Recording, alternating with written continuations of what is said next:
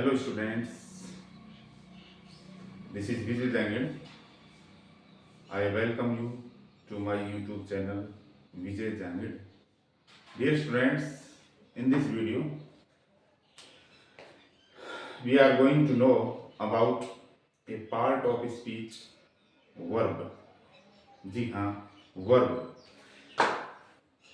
क्रिया जो है वो किसी भी भाषा का एक कोर एलिमेंट होता है, एक मुख्य अवयव होता है, तत्व होता है।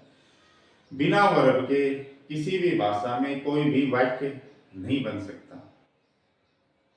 इस प्रकार क्रिया एक बहुत ही महत्वपूर्ण पार्ट्स ऑफ स्पीच है।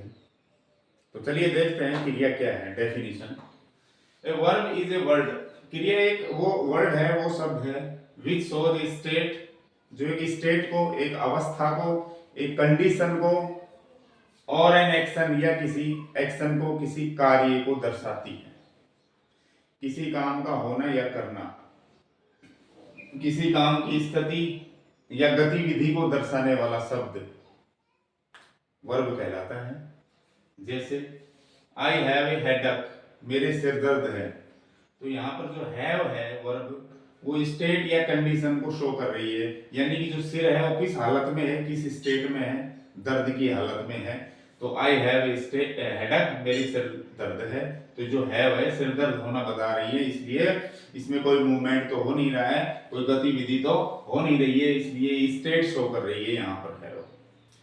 इसी तरह दूसरे वाक्य में देखिए, have I am having my dinner. यहाँ पर जो हैव है वो एक्शन के रूप में यूज हुई है।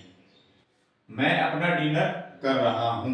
तो यहाँ करने के अर्थ में जब डिनर करेंगे तो उसमें मोमेंट्स तो होंगे ही। भाई हाथ भी चलेगा, मुंह भी चलेगा, आंखें भी चलेगी, तो वो एक्शन होता है। तो कंक्लूजन ये निकला कि क्रिया वो होती है जो किसी काम की स्थिति या गतिविधि को दर्शाए। और इस आधार पर, इस परिभाषा के आधार पर जो वर्ब है वो दो प्रकार की होती है। On the basis of definition, verb is of two types. Number one, stative verbs. Stative verbs यानी स्टेट दर्शाने वाली क्रियाएं। एक्शन वर्ब्स यानी एक्शन दर्शाने वाली, कार्य या गतिविधि दर्शाने वाली। इनको हम डायनेमिक वर्ब्स भी कहते हैं। डायनेमिक का मतलब यंत्र होता है, और डायनेमिक वर्ब्स वो क्रियाएं जो यंत्र की तरह कार्य करती हैं, यानी जिनमें गतिविधियां हो रही हों। तो क्रियाएं इस परिभाषा के आधार पर दो तरह की हो गई, स्टेटिव एंड एक्शन या डायनेमिक वर्ब्स। चलिए अब देखते हैं कि स्टेटिव वर्ब्स क्या होती हैं। Stative verbs, these verbs talk about A state.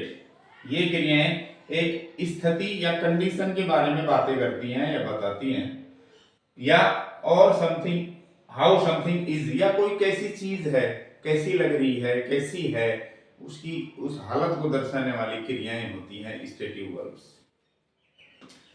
They do not talk about an action. ये जो क्रियाएं हैं ये स्टेट के बारे में बात करती है, नहीं कि एक्शन के बारे में। अभी एक्शन क्या हो रहा है, गतिविधि क्या हो रही है, एक्टिविटी क्या हो रही है, इसको ये नहीं बताती हैं। दे डिस्क्राइब स्टेबल स्टेट, वो स्थिर अवस्था को दर्शाती है। अब जैसे इसमें सर दर्द हो रहा है तो उसमें कोई गतिविधि थोड़ी हो रहा है, अभी स्थिर अवस्था है, सर दर्द है, तो ये स्थिर अवस्था को दर्शाती है। They are not used with I N G. सबसे महत्वपूर्ण बात है, सबसे द वेरी मोस्ट इंपॉर्टेंट जो बात है वो ये है कि they are not used with I N G, कि इनका प्रयोग आईएनजी फॉर्म में नहीं होता है, इनका प्रयोग आईएनजी के साथ नहीं होता है। कुछ क्रियाएं हैं जो आईएनजी फॉर्म में यूज हो जाती है, लेकिन फिर वो उनका रूप बदल जाता है, वो एक्शन वर्ब कहलाएंगी उस समय, नहीं कि स्टेटिव वर्ब्स। तो स्टेटिव वर्ब्स अगर किसी वाक्य में लगी हुई है और उसमें आईएनजी नहीं है तो समझ लो वो उसकी स्टेट को बता रही है, नहीं कि एक्शन को। तो स्टेटिव वर्ब्स में कभी आईएनजी नहीं लगता है। अभी आगे बताएंगे आपको कौन कौन सी होती है स्टेटिव वर्ब्स। देखिए, दे शो इमोशंस, ये क्या दर्शाती हैं, इमोशंस यानी संवेग, मन में जो संवेग उठते हैं अपने, गुस्सा या प्रेम करना, नफरत आदि। सेंसेस, सेंस का मतलब होता है हमारी जो इंद्रिय है पांच, उनसे हमें जो अनुभूतियां हो रही हैं वो सेंसेस कहलाती हैं। जैसे आंख से देखना, कानों से सुनना, नाक से सूंघना, जीभ से स्वाद चेक करना, त्वचा से स्पर्श आदि अनुभव हम करते हैं। तो ये सारी जो वर्ब हैं वो हमें सेंसेस, इमोशंस आदि बताती हैं। इसके अलावा बिलीफ, विश्वास, या कहें कॉग्निशन, संज्ञान, ज्ञान पर आधारित चीजें, ज्ञान पर आधारित या ज्ञान के आधार पर जब हम कोई बात कहें, जैसे मैं कहूँ मुझे विश्वास है या मुझे निश्चय है, तो sure, I am sure, I believe, तो बिलीव, श्योर आदि के हैं संज्ञान आधारित या विश्वास आधारित वर्ब्स हैं। पजेशन, पजेशन का मतलब होता है अधिकार क्षेत्र रखना। किसी चीज को पजेशन रखने के लिए या रिलेशनशिप रखने का मतलब, जैसे आई अव ए कार, आई अउन ए कार, आई अउन ए कार, मेरे पास एक कार है, तो पजेशन हो गया, वो मेरे अधिकार में है कार। तो अउन जो वर्ब है ओ डब्ल्यू एन, वो पोजीशन शो कर रही है।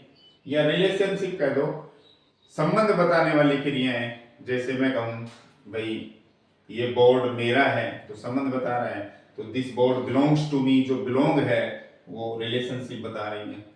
इसके अलावा एपियरेंस, एपियरेंस का मतलब होता है बाहरी रंग रूप या उपस्थिति, और स्टेट ऑफ बीइंग या स्थिति में होने की दशा, यानी कोई चीज किस स्थिति में है उसको बता रहे हो आप, या उसका एपियरेंस बता रहे हो, उसका बाहरी रंग रूप कैसा है, या किसी चीज में किसी चीज की उपस्थिति बता रहे हो आप। जिसमें कहूँ इस कार में इतना क्विंटल वजन है, 100 क्विंटल वजन है, तो फिर वो एविडेंस हुई, उसकी उपस्थिति हुई। तो आदि जो भाव है दर्शाने वाली जो क्रियाएं होती हैं वो स्टेटिव वर्ब्स होती है अपनी। जैसे उदाहरण से देखिए, समझिए, एज इन एग्जांपल्स, जैसे उदाहरणों में है आई वेई 80 केजी, यानी मेरे अंदर 80 किलो वजन है। ये मेरा क्या बताया जा रहा है, उपस्थिति मेरे अंदर किसकी, वेट की। तो ये अपीयरेंस बता रही है। आई लव दिस फ्रूट, मुझे ये फल पसंद है, तो ये क्या है, संवेग है, मेरा भाव है, मन का इमोशन है। आई बिलीव इन गॉड, मैं भगवान में विश्वास रखता हूँ, ये बिलीफ है, मेरा विश्वास है। I feel a bit down today, आज मैं थोड़ा डाउन महसूस कर रहा हूँ, मतलब गिरा गिरा महसूस कर रहा हूँ, या मेरी तबीयत हल्की है आज, कमजोर है थोड़ी, हालत ठीक नहीं है। तो ये क्या है, मैं सेंस कर रहा हूँ इस चीज को, सेंस कर रहा हूँ अपनी इंद्रियों से कि भाई मेरी तबीयत ठीक नहीं है, तो सेंस का भाव इसमें। I belong to a poor family, मैं एक गरीब परिवार से संबंध रखता हूँ, तो ये क्या हो गया, अपना रिलेशनशिप बताने वाली क्रिया है बिलोंग। तो ये सारी जो क्रियाएं हैं ये सब की सब स्टेट या अवस्था को बता रही हैं, और उस स्टेट में ये सारी चीजें आ रही हैं, emotion, senses, belief, position, relationship, appearance आदि। चलिए अब देखते हैं ये क्रियाएं कौन कौन सी और हो सकती हैं। एक चार्ट के माध्यम से हम इसको समझेंगे।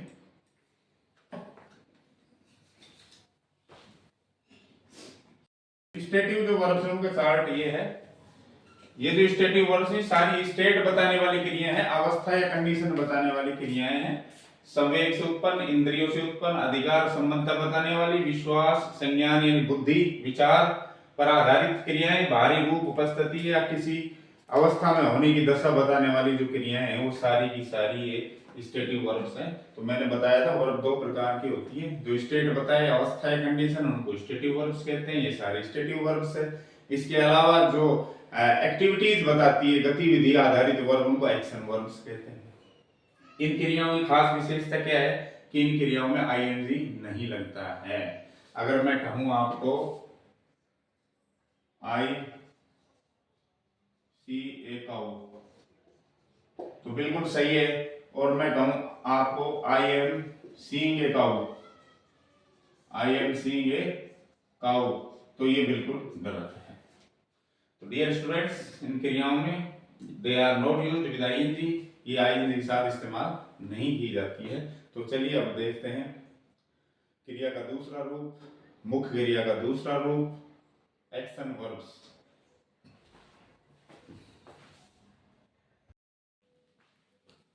तो चलिए देखते हैं एक्शन वर्ब्स।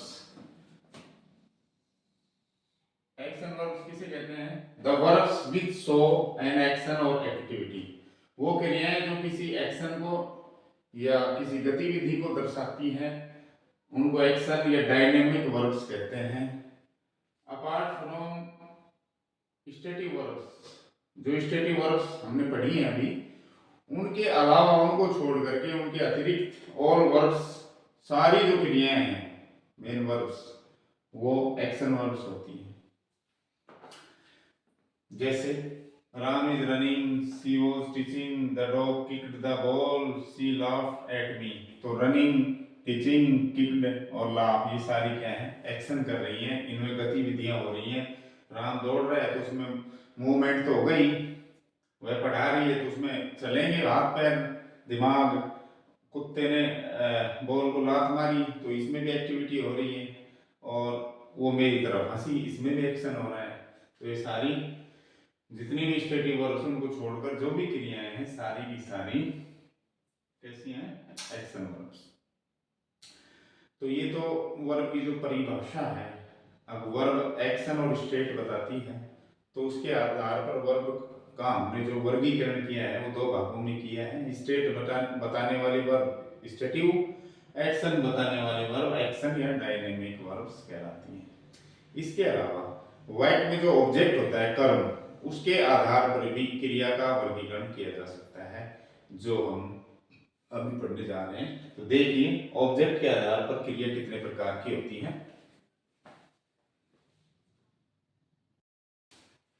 तो चलिए देखते हैं स्टूडेंट्स कि जो ऑब्जेक्ट है कर्म, उसके आधार पर क्रियाएं कितने प्रकार की होती हैं। Verbs can also be categorised on the basis of object. क्रियाओं को कर्म के आधार पर भी श्रेणीबद्ध किया जा सकता है, वर्गीकृत किया जा सकता है। They are of two types on the basis of object. कर्म के आधार पर क्रियाएं दो प्रकार की होती हैं, ट्रांजिटिव वर्ब्स और इंट्रांजिटिव वर्ब्स। सकर्मक क्रियाएं, अकर्मक क्रियाएं। नाम से पता है, समान सहित, कर्म सहित क्रियाएं, वो क्रियाएं जिनमें कर्म की जरूरत हो, बिना कर्म के वाक्य अधूरा रहता है। वो क्रियाएं जो बिना कर्म के ही वाक्य का अर्थ पूरा कर देती है, इंट्रांजिटिव कहलाती है। उदाहरण के लिए they need an object to receive the action. Action को रिसीव करने के लिए, जो क्रिया हो रही है उसको रिसीव करने के लिए, पाने के लिए एक ऑब्जेक्ट की जरूरत होती है इनमें। जैसे ही किक्ड द बॉल, उसने लात मारी द बॉल, गेंद को। तो इसमें डूअर ऑफ द वर्ब तो है ही, यानी ये जो किक का काम है किसने किया? सब्जेक्ट ने। लेकिन इस किक को किसने रिसीव किया?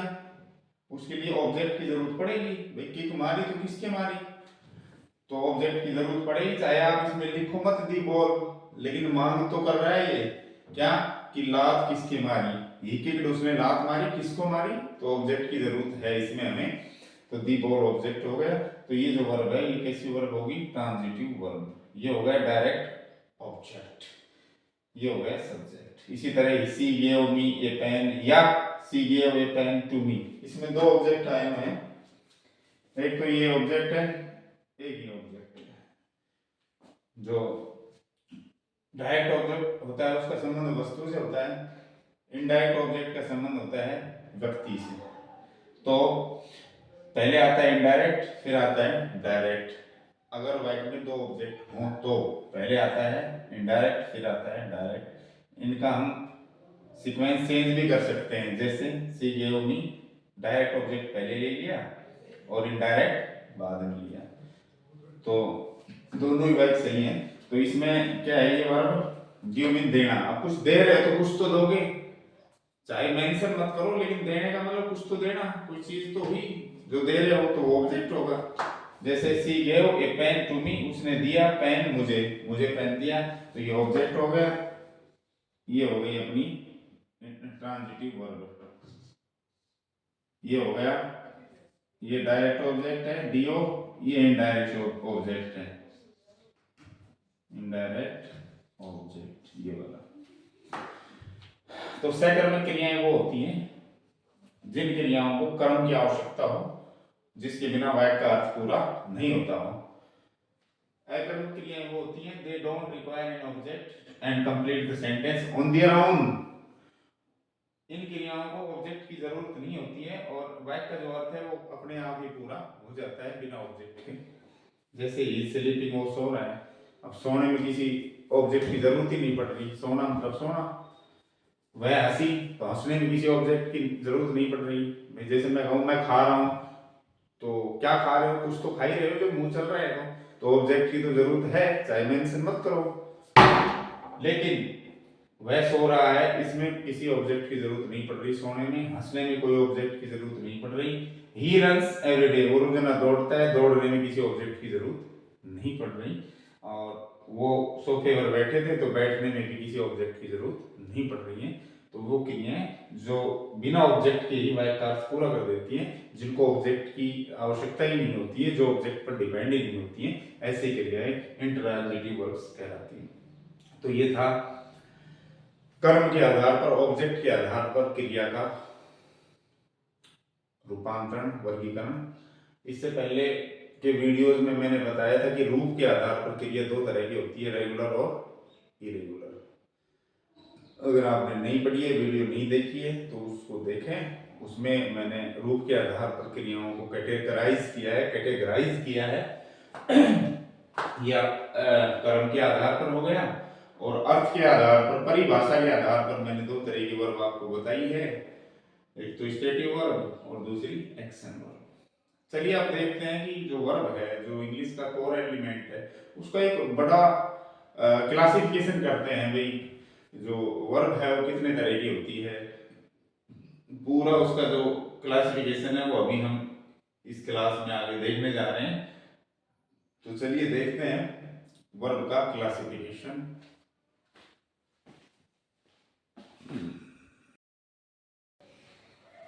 तो चलिए देखते हैं स्टूडेंट्स, वर्ब का जो वर्गीकरण है बड़े पैमाने पर, वो देखते हैं।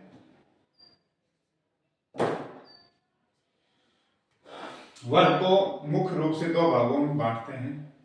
नंबर एक, हेल्पिंग वर्ब, सहायक क्रिया, या ऑक्सिलियरी कह दो, या एनामेलस वर्ब कह दो। एक तो ये हो गया। दूसरा रूप है ऑर्डिनरी वर्ब, साधारण क्रियाएं। तो वर्ब दो तरह की हुई, सहायक क्रियाएं और साधारण क्रियाएं।